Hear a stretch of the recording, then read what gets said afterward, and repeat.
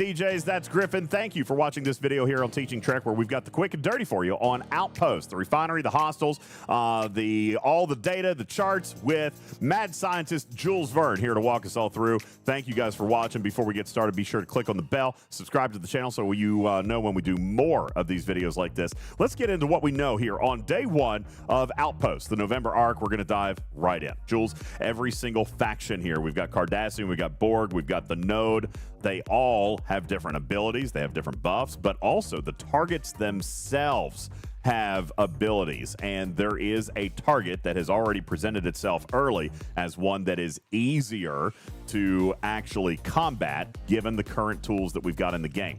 Let's take a look first and talk about the loop in general. Jules, what is an outpost and why should a player want to participate? These outposts are broken up into 4 different factions. The independent outposts are just basically your tutorial outposts, and those are only exist at level 51. And then you have 3 other types, the Borg, Cardassian, and the Node. Each of these outposts have a difficulty added to them in the form of an ability that's going to attack you. And they also offer different buffs that you could activate once holding them.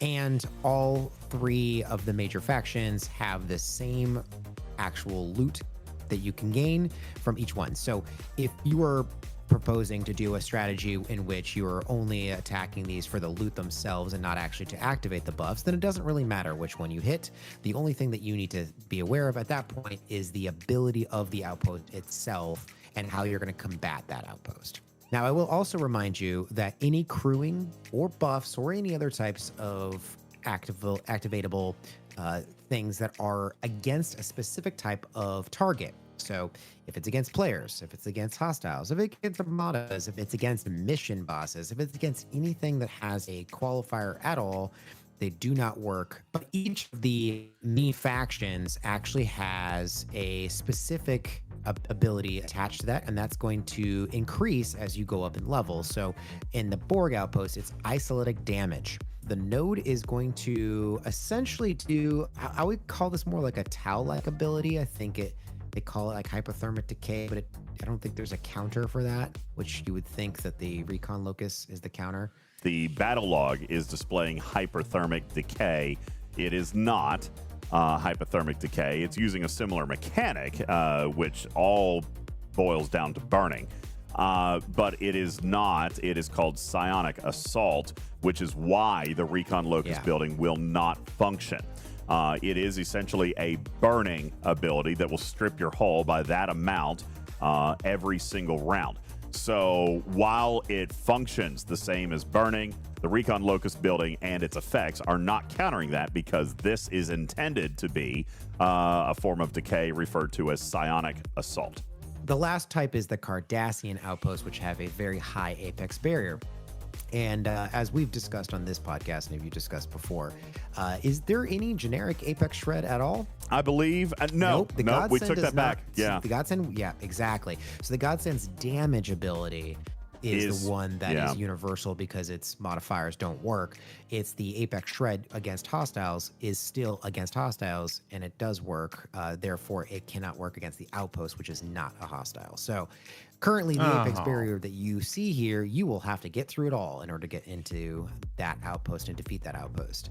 So I think that the Node is definitely the hardest because it's just going to strip your hull, regardless of how successful you are against the outpost. And that can be a really big drawback as you start to get into the next phase of combat. In regards to waves, wave 1 consists of the first 42 hostiles. All right. The first 42 that you combat will give you the rewards from wave 1. Once you clear those first 42 hostiles, you're going to then graduate or transition over to wave 2, which will be the final 30 hostiles. Jules, what else do we have on the charts here? Well, I just wanted to say that there has been some responses already from players who have reached Wave 2 saying that they are one level higher. So if you're battling a 66 outpost, you'll see a 67 retaliation hostile in the Wave 2. And they seem to have a little bit larger of DPR. So that's what we can expect. So it does seem like they've been targeted to be just a little bit tougher.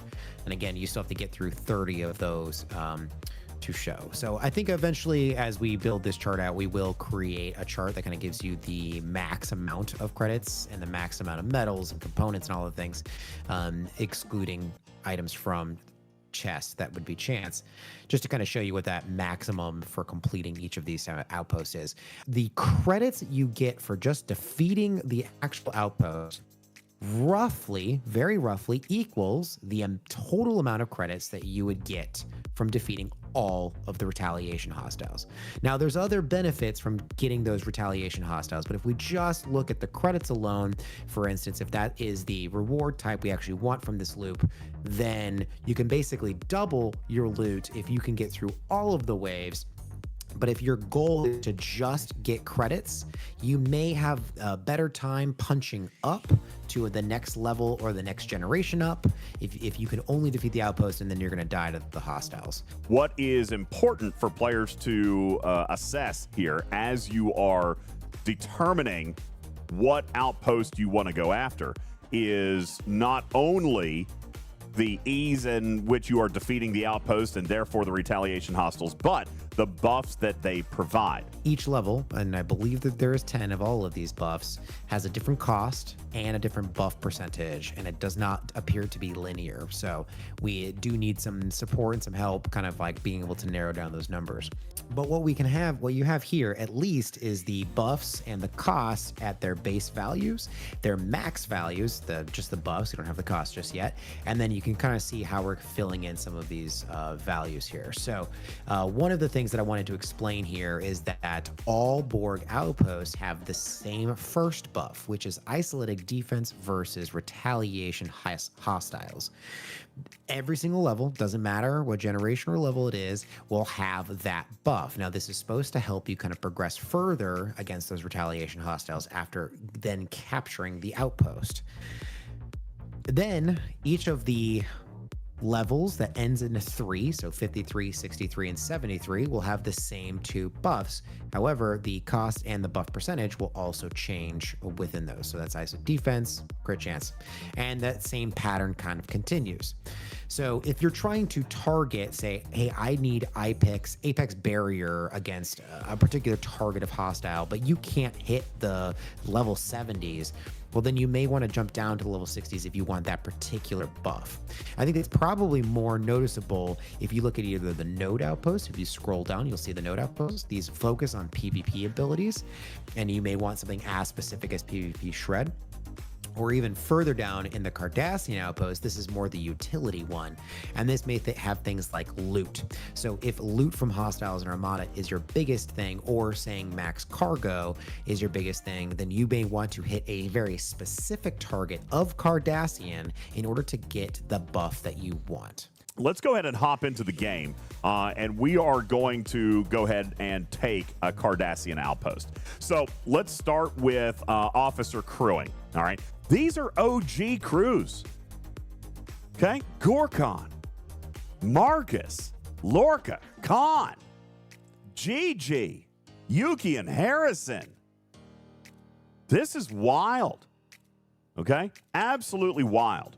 So I am going to find a Cardassian level 70. That is where I think I want to go, because we are going to test the hazard resistance. So we're going to go to Velcora. Let's hop in here, Jules, and see how this goes. All right. We're going to just find any one of these. That's great. We'll hop right on over here.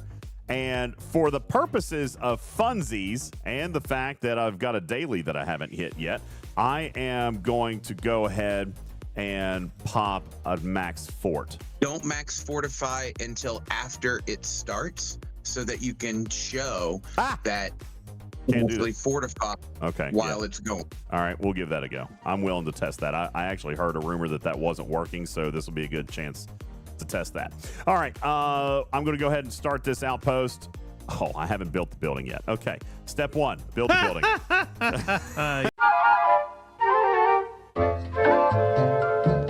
That's going to unlock us, and we're going to get this beautiful interstitial here. All right, let's go ahead and give this a go. We're going to start. There's my circle. It is now 3 minutes, so that is different than what we had experienced early on, but that's fine. We'll let this thing go. Now, when did you want me to try to do a buff? After the outpost has been taken, right? Yes, correct. Yes. Okay, here we go. So, are we going to kill the target? It looks like indeed we did. Holy gosh bless. I just lost my entire board cube. I did defeat the target. I did defeat the target. All right. So I got the win, but I lost a ship. Now, this is actually a really, really good example. Can I repair and send a ship back? No. Nope. I cannot You're get out. it back into the circle. The cube is done and gone. It is only going to fight the one ship. I'm not going to be able to get the cube back in there. Now, You're screwed, pal. let's see if we can boost ships. Oh, you gotta be kidding me, Putz. I cannot boost with Ritos. I cannot boost a ship. Let's take a look at the Titan. Putz was right. Never. What? Putz was right. What There happened? we go. We did indeed fortify the Crenshaw. How can that be? Because of exactly what Putz says. You don't have to select the target. It scans for all your ships and just throws the boost on there. There's the Crenshaw, and it did receive the benefit wow. of a fortification. Now, let's take a look at the battle log while we're waiting. I still You sure went did. 14 rounds. 14 Wow. rounds. All right. So still lost my cube, but we can definitely see. Now, see, here's an interesting thing. Okay. Here's an interesting thing for me. Jules pointed this out a little bit ago. Is Harrison worth it? Well, for me, I went 14 rounds. Harrison, probably not.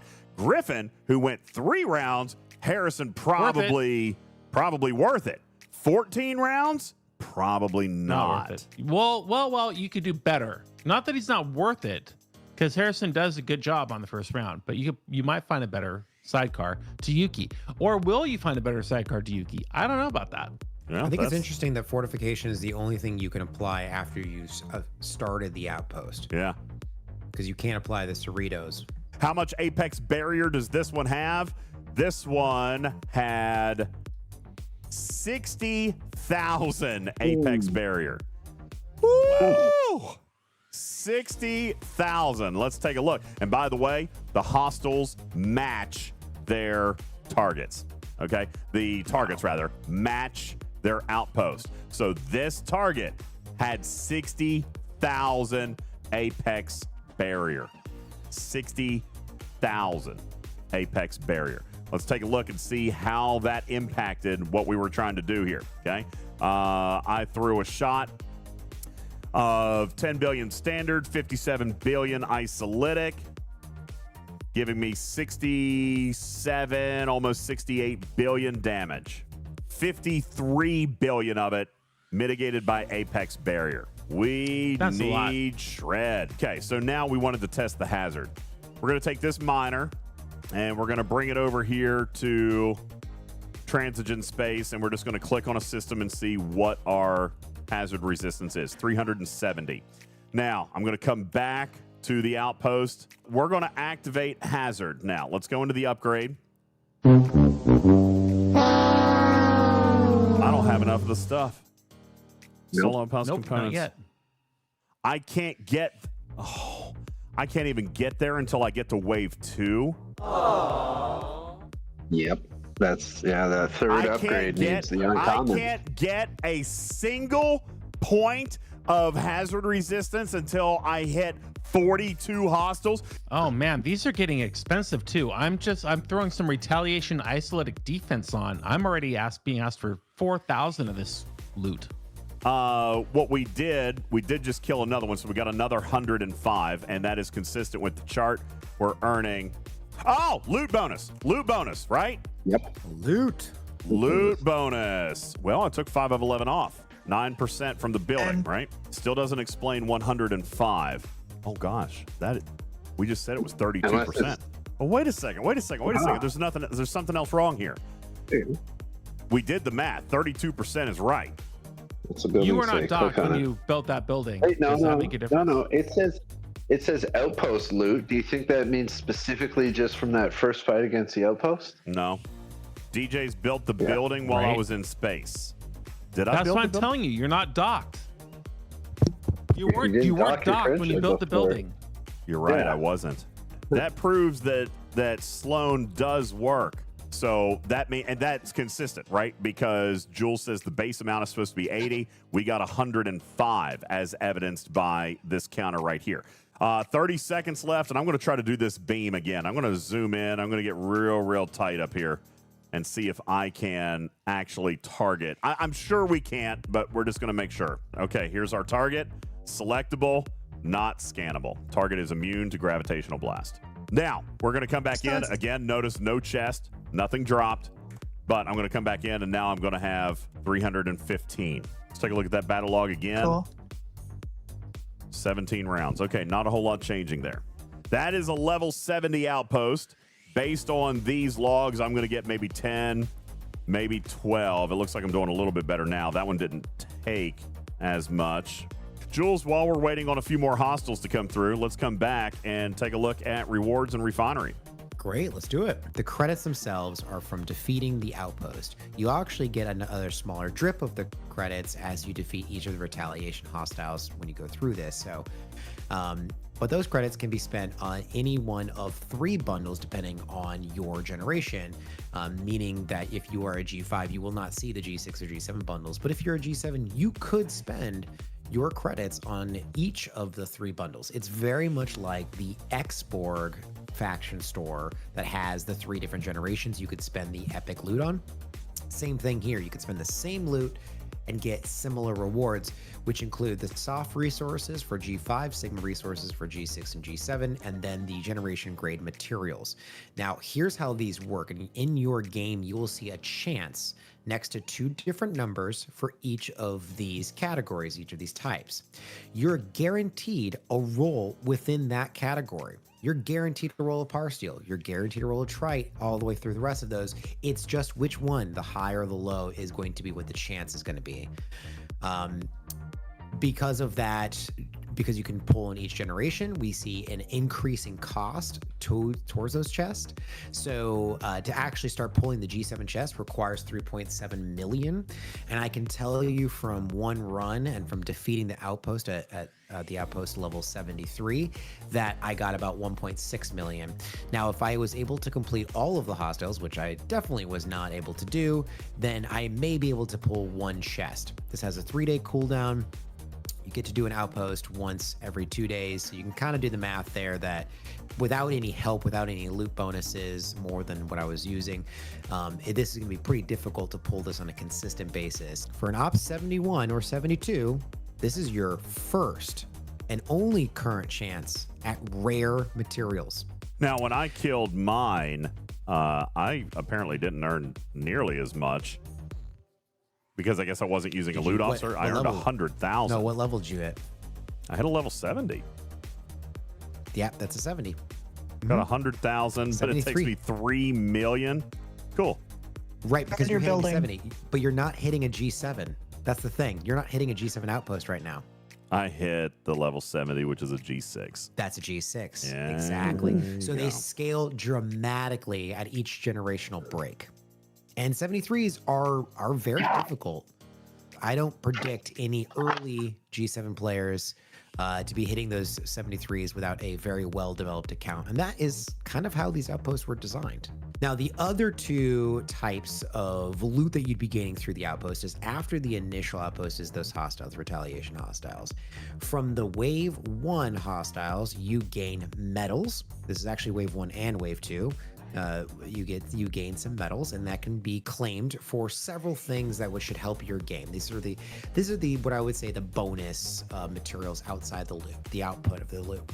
Not only is the Officer Nog, Galactic Acclaim, hijacked refits. Now, a key thing to point out here is that you must have the faction reputation and the operations level that would be able to build those ships in order to actually see that hijacked refit. So if you don't have your Romulan high, you're not going to see a Scimitar, even if you are an Ops 70 and vice versa. If you're a 68 and have all your reputation maxed, you're still not going to see a G7, or sorry, a Operation 70 G6 Epic ship available in the hijack refits. But these are in there. A new player title, Outpost Adept. And I don't know if you've talked about titles, kind of nifty, but also, you know, maybe I don't want to be called Adept. And then there's obviously the building claim here, which gives you the much needed war room drip for free-to-play players, which is, you know, very hard to come by. For Retaliation Plunder, now this only comes from the Wave 2. So this is your third phase of your outpost. After the initial 42 hostiles, hostile number 43 through 72 will drop Plunder. And this is going to give you some more valuable things, including the Hierarch Premium Dust, another player title, some different prime particles, which I think almost all of these do have some availability for free to play, either through Event Store or other drips. And then Vengeance Blueprints, the first time we see Vengeance Blueprints in a drip form that is outside of an event. Now, I mean, I don't know, pulling hairs here, but this is technically an event series, so maybe it still is an event. Yeah. But this one doesn't have any tax for getting a higher amount. I think that's really interesting. And of course, I don't know if anyone's able to pull this yet, but if there's no tax for a higher amount, I also wonder if there's not going to be a cooldown. So this may be an opportunity. There's no cool. Look at that. Look at that. So now it's just all about how many of these outposts can you run, how much of that plunder can you rack up, and that can be a big boon to players trying to unlock their vengeance. Last thing is going to be the material fragments. We also know, and if we take a look inside our building base here on the inside, we've got a nice new little symbol here that is giving me the earning of material fragments. All right. Material fragments can then be converted into actual materials, and we've got the building levels and how that all breaks down. Jules, you want to give us a little bit of insight into that? Right, so the material fragments, this is what we know of so far, up into 71, I think is what we actually know. So I don't have anything above 71 yet, but the material fragments, they actually unlock at different levels of the building. But right off the bat, what we see is we've got G5 uncommon. This is what all players who just started and did not upgrade the building very much at all will see G5 uncommon, which means getting 50,000 of this material fragment, converting that into one, and you can choose which type of material you get, get 58. So you can see that now, everyone can see that. This is in your materials refinery, so you'll start to see these. In each grade, you'll have your own bucket there. To how much is 50,000? Well, that's a few hours. It's like 10 hours worth of the generator just passively gaining that material. 58, 5-star uncommon. Cool. Oh, this screen. Ugh. Yeah, you love the screen. He's back. If you go back to that chart, you can see where everything else adds in. And I think that we really got to point out, I mean, this really generous G5 Epic. We've always been saying, hey, we don't get G5 Epic or gas. So here, we've got it here for you. You can get three at 50. Wait, didn't I find all these totals out for you already? Why is it all blank? No, it's not blank. What are you looking at? I'm looking at material the little fragments. dashes materials. there means that those are unlocked. Those are locked, as in you do not get epic until your building is level 50. And when your building is level 50, you get three epic. Okay, all right. Oh. I'm glad that we solved that problem. Hey, G6 rare. Yeah. You missed don't worry. that whole discovery process on the pergola cam earlier today, where I literally cried. DJs. I can imagine. Yeah, you know, I can believe that. $1,700, 3 G5. I am about to pull my first G7 material fragment. If you want to see it really quick for the first time ever. All right. Yeah. Let's take a Oh look. my gosh, let's see it. Okay. Go ahead Here and we pull go, one. everybody. Just be clear. This You is what haven't, our you haven't pulled time and anything effort yet, gave right? us. He's pulled nothing. So let's see if I there's pulled a nothing. 12 hours of 12 hours of passive, maybe a little bit less, 10 hours of passive have gotten you Yeah, one maybe 8. bundle, which gives you Da, da, da, da. Where's the drum roll? 20.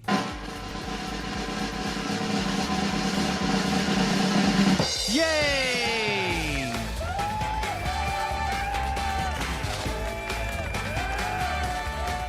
I mean, that's incredibly unfair. I don't know how Scopely can possibly balance that economy, considering in order to upgrade this one right here, I'm going to need 29,900 of those. How can they Well, hey, afford you to give got me 20 at a time? You got 20. I mean, that's fine, right? I will be dead by the time I upgrade a building like this. If I'm just counting on the 20? Are you kidding? Cars are going to be flying in the sky. There will be nothing but like clean nuclear energy on the planet. I'll be dead. that's like And that is what we know about Outpost here on day one, looking at the refineries and some of the stretch goals that may or may not be possible and what the long-term possibilities could potentially be. Obviously, early reaction is these numbers feel a little paltry. What do you think? Leave your questions, comments in the section down below while Griffin dries his tears after maxing the building and taking the opportunity to earn 3 G5 epic materials. That is what you can look forward to here in Outpost. So leave your questions, comments down below. Hit the subscribe button. Click on the bell so you know when we do more content. Click the like button. Share it with your teams. Get those views up. We appreciate it so very much. My name is UltimatDJz. I don't like any of this. I'm Griffin. And that's Griffin. And this is Teaching Trick. Thank you for watching. We'll catch you on the next one.